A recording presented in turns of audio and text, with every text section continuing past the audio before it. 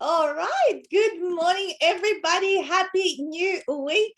I hope you're doing amazing, as I am super excited and happy to be back. New school term, kids are off at school. We're back from all of our holidays, and I've got a gorgeous author of mine that I'm going to meet in real life, face to face, because we've actually never met. We've only been Zooming for how long? Like 12 to 18 months, probably. Indeed, yeah. Yes. This is Yelena Fishman, guys.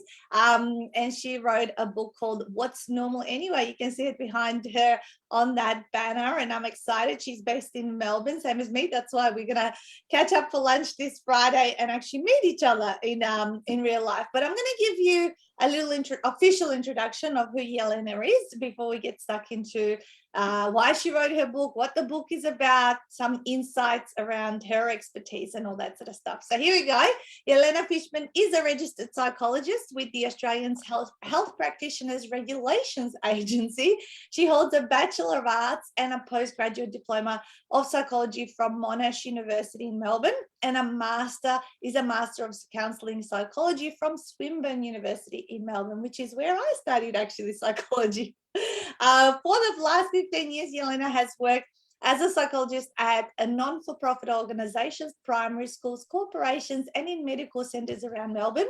Yelena's expertise lies in building strong rapport with her clients and providing fast, effective strategies that people can implement immediately. She's passionate about sharing information on psychological topics, shattering myths around mental health, and reducing stigma around seeking help for psychological concerns.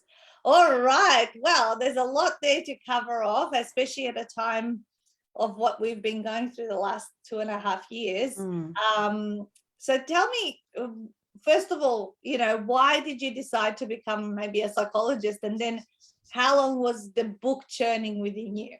Yeah, sure. Hi, Nat. Good morning. So good to see you today. Yeah, you too.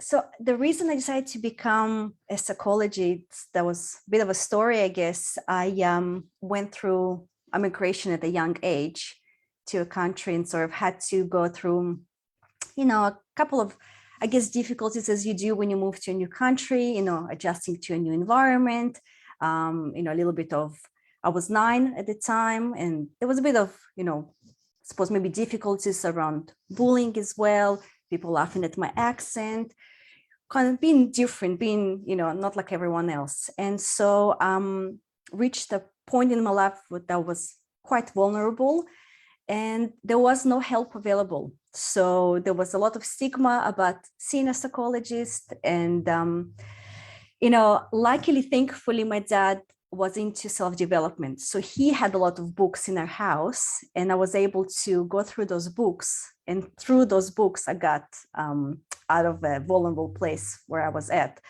And I think I just wanted to write a book for other people who perhaps, possibly would be in that difficult place with no one to turn and no way out, seemingly. And I'm hoping that my book is, that pathway for them to get the right help and to know that there's hope available.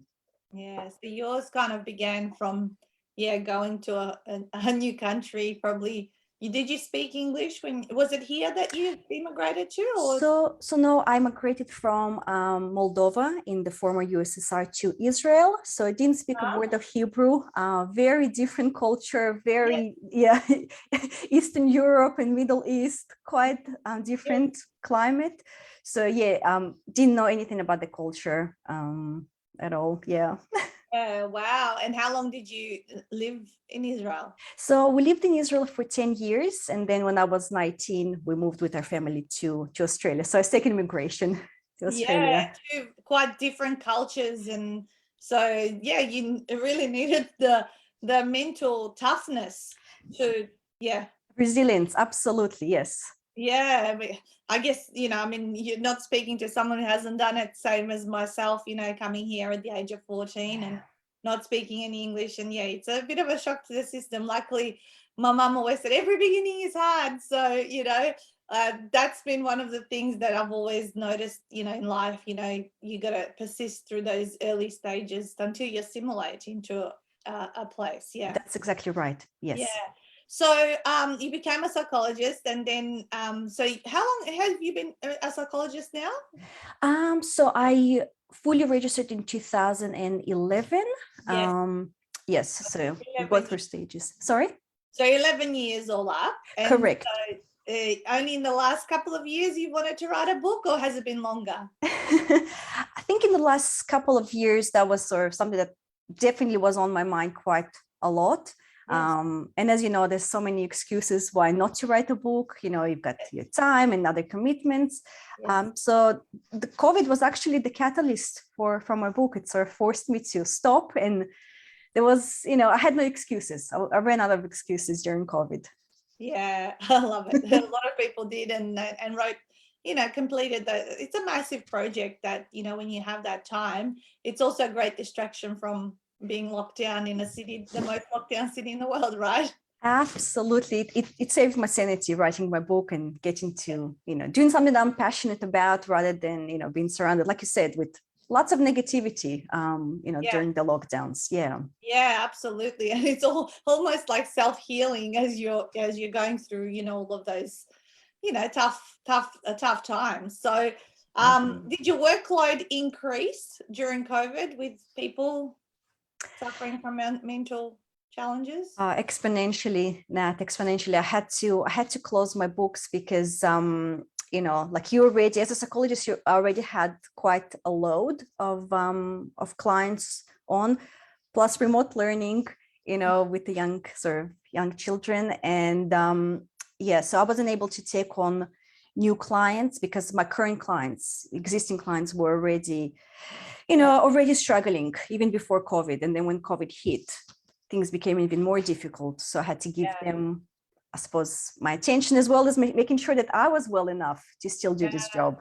Absolutely. So let's talk about, seeing a psychologist, or, Sure. You say there's some myths because, I'm guessing from where you came from, and I know where I come from in Macedonia, if someone goes to a psychologist, it's like they think that you're crazy or Exactly. insane, right? Same. Yep. It's Exactly. that culture. I think it's that side of the world, Yes. So what are the 3 myths that you think people have around psychologists?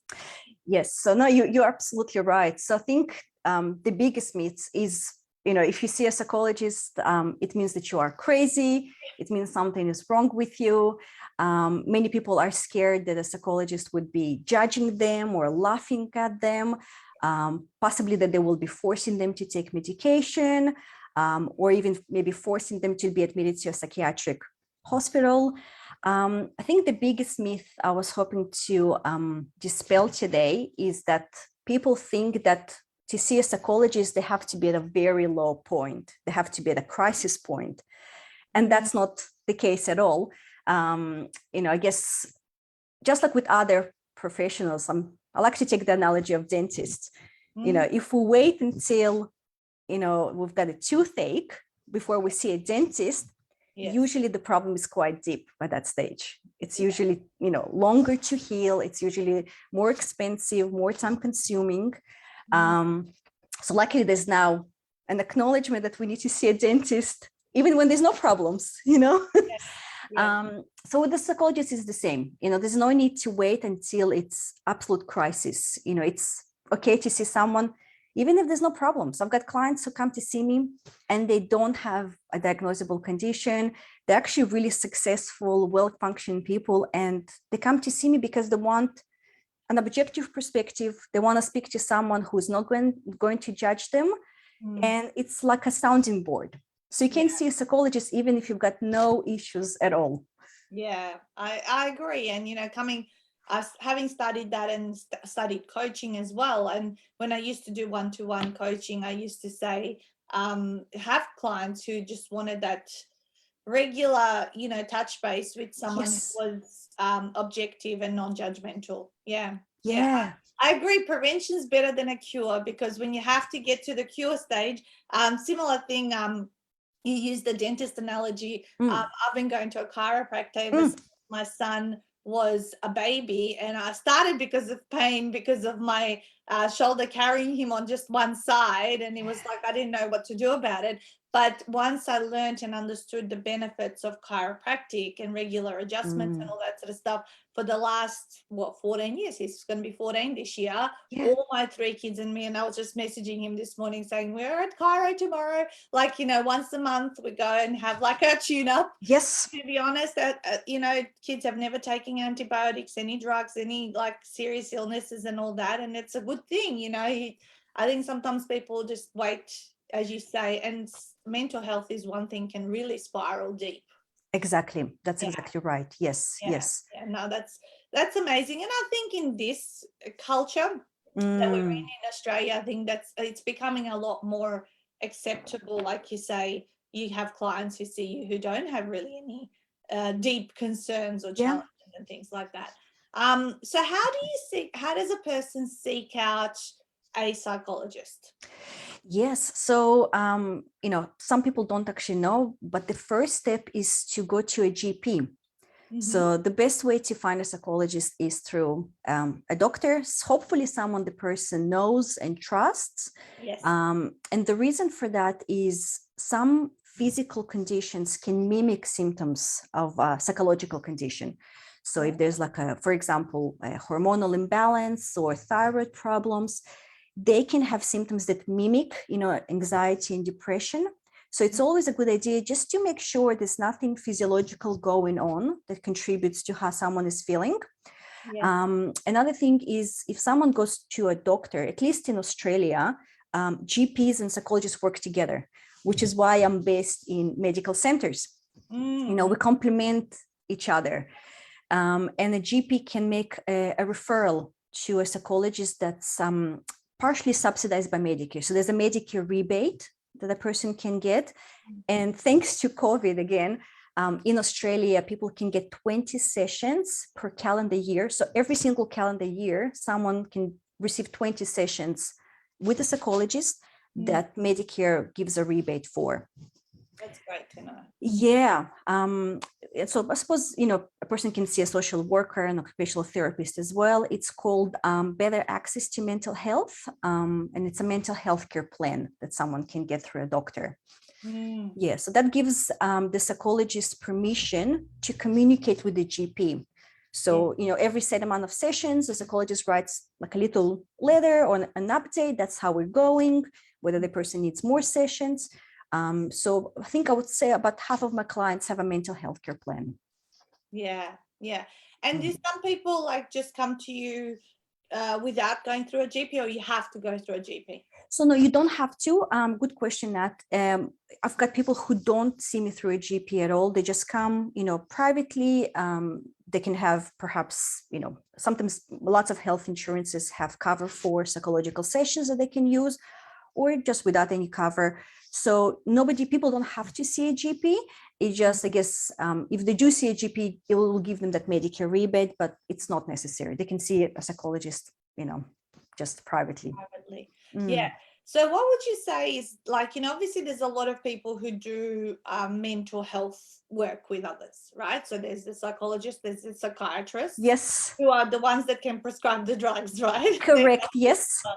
Then there's a lot of coaches and counselors. What's the difference between a counselor and psychologist? Yes, really, really good question. So the difference would be in, firstly, could be in the training. So I guess with psychology, it's a regulated profession. So a person can't call themselves a psychologist unless they've met requirements. Yes. A counselor, in theory, anyone can call themselves a counselor. And a coach, exactly. There's no regulation of those titles.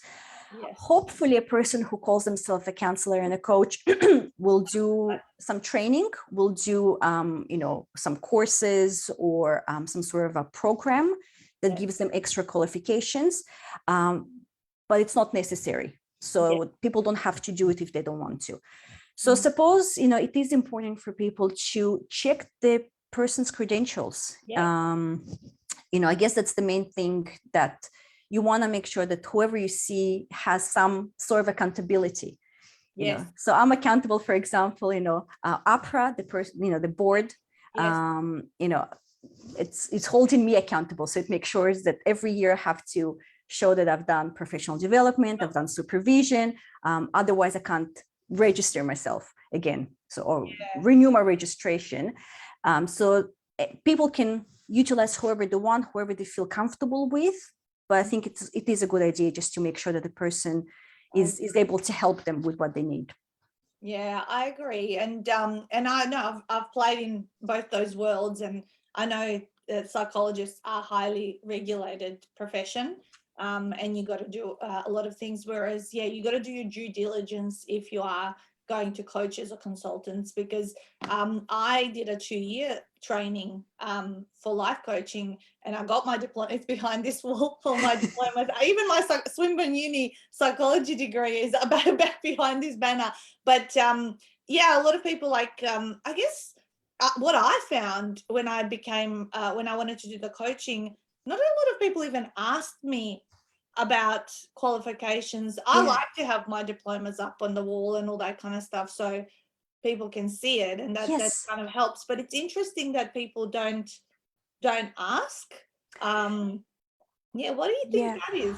I think people are very trusting, you know, and if they see someone, I guess, advertising themselves as able to help in whatever area, they trust that the person is able to help them, which is, I guess, is lovely in some ways, but the person helping them has a degree of power over, you know, the consumer, because they come in to see you for a particular expertise.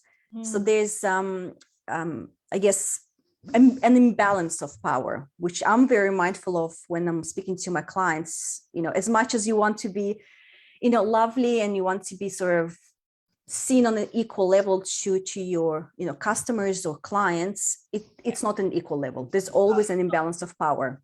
Yeah, no, I agree. And sometimes people might feel intimidated to ask for that kind of information. Correct. But I would encourage people to ask, to look around. There's so many people who want to help, which is fantastic. But I think we need to be really mindful of making sure that we're speaking to the right person, and someone who is definitely going to help us with what we're looking for. So then, say you find someone to work with. What do people expect to happen? What happens in the first session? Yeah, sure. So yes, look, it's a big deal to come and see someone you've never met before. As I said, you know, I guess when we always see, you know, when we go to see like a specialist, there's always a bit of that anxiety. No matter if it's a psychologist, it could be a chiropractor, it could be a gynecologist, you know, heart specialist, whoever.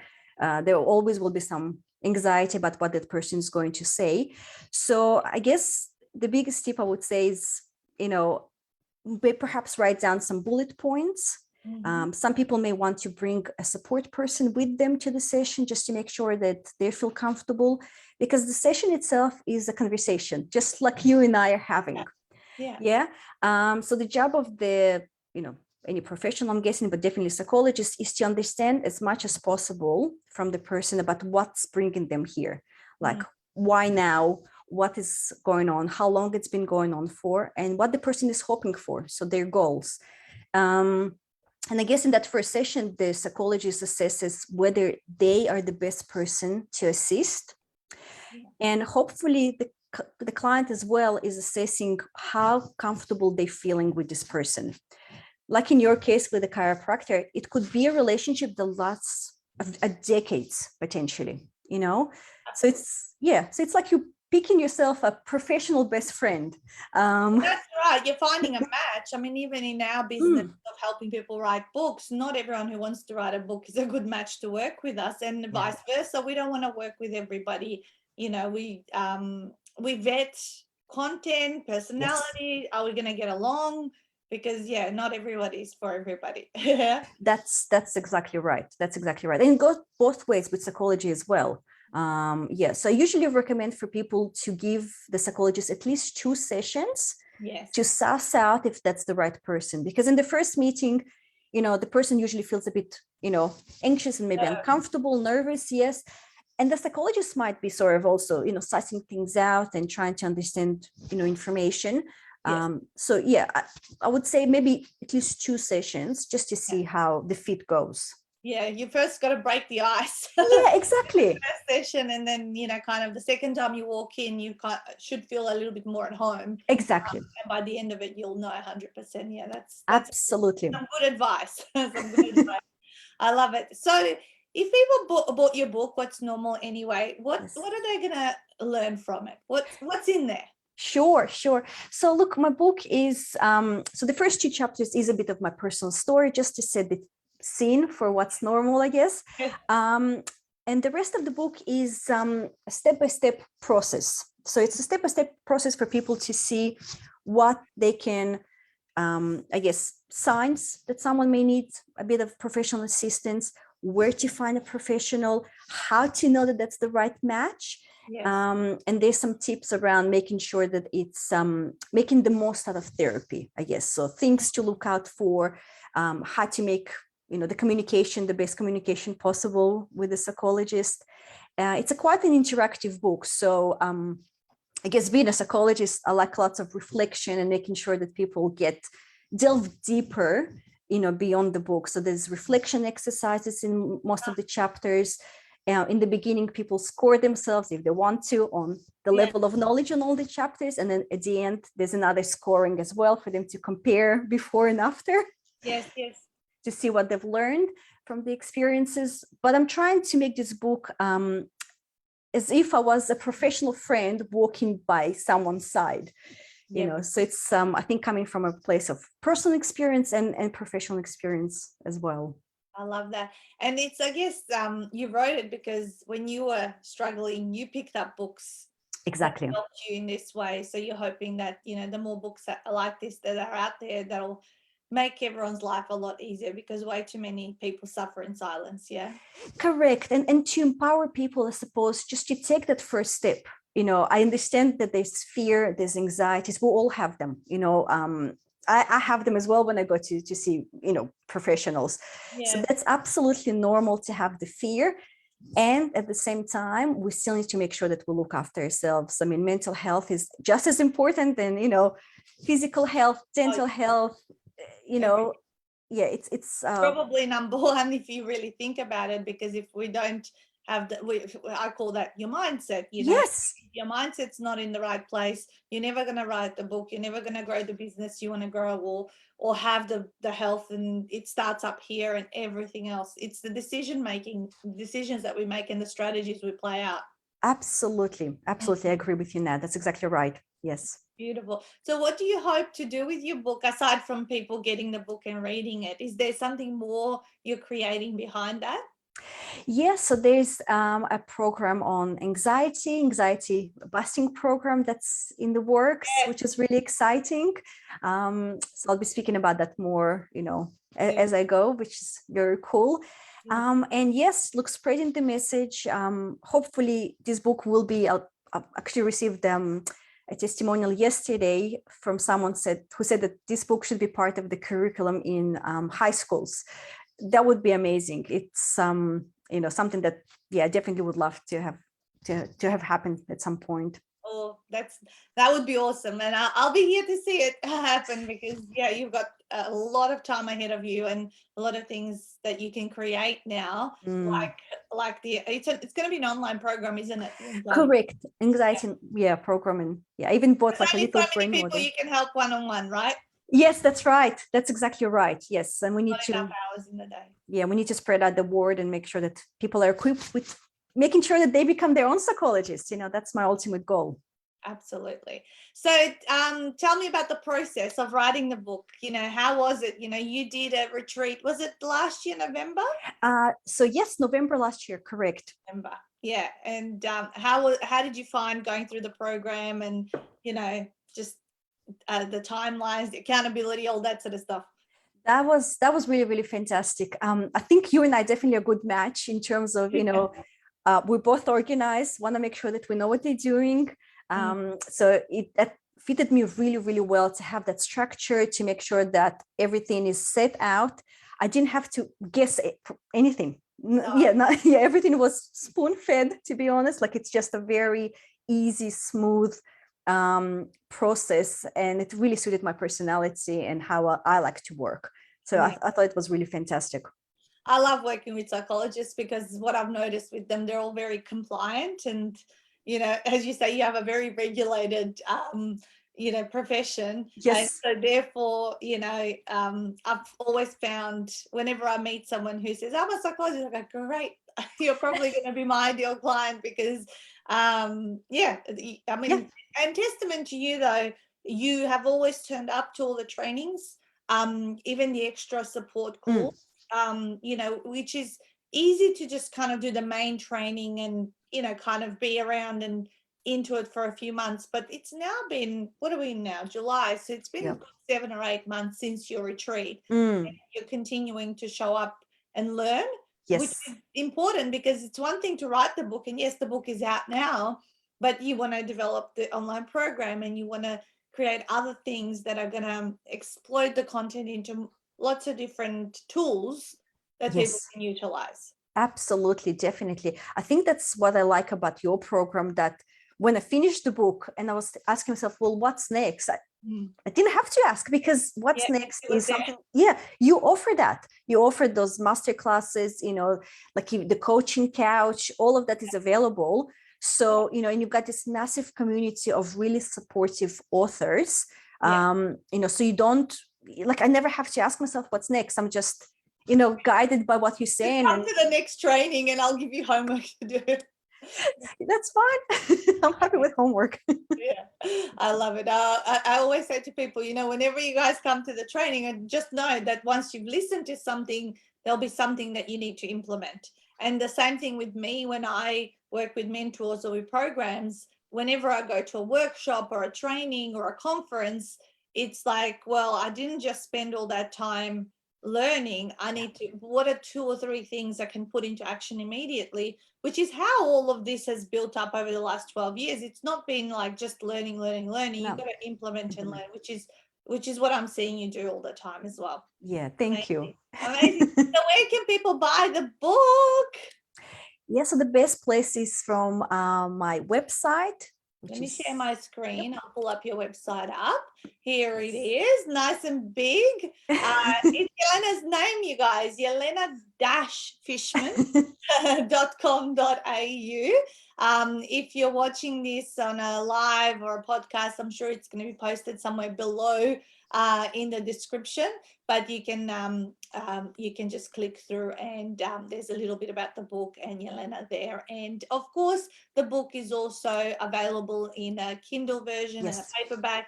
And if you can't find our website, you can certainly find it on all your good online reseller stores like your Amazons, Barnes and Nobles, and all that kind of stuff. So yes, definitely worthwhile checking it out. And I think, as you were talking, I kind of, you think about in your life, you have many people helping you in different areas, but have you got someone who is in your corner for your mental health? And a psychologist would be a great option for people, even if there's nothing horribly wrong, right? Absolutely, definitely, yes. Don't wait. Any parting words that you want to leave our audience with? Just go for it. If you notice even the slightest, sort of something that you think might be worth speaking about, just go for it. An ethical professional is not going to see you unless it's necessary and unless it's going to be beneficial. So you've got nothing to lose. Absolutely. And the benefits for those of us that are in Australia, of being able to subsidize some of this help and having the ability to claim some of it on health insurance and all that. Correct. There should not be an excuse then. Like literally, you should definitely be, working with someone who's there in your corner in the mental health game. Absolutely, yes. Just start with the GP, go from there, or even speaking to someone on the phone. One last question. Like, say if you knew a psychologist you wanted to go to, and the GP didn't know them, could they still refer you to someone? Absolutely. You just give the person's name. The GP is going to refer to whoever you want or someone who they think. But there's no issue with that at all. Yeah, Good to know. See, there you go. We're answering all the probably frequently asked questions that people have at home, thinking, I know someone I really want to go to, but like, you know, I don't want to just be referred to a random stranger, you know. Correct. So awesome.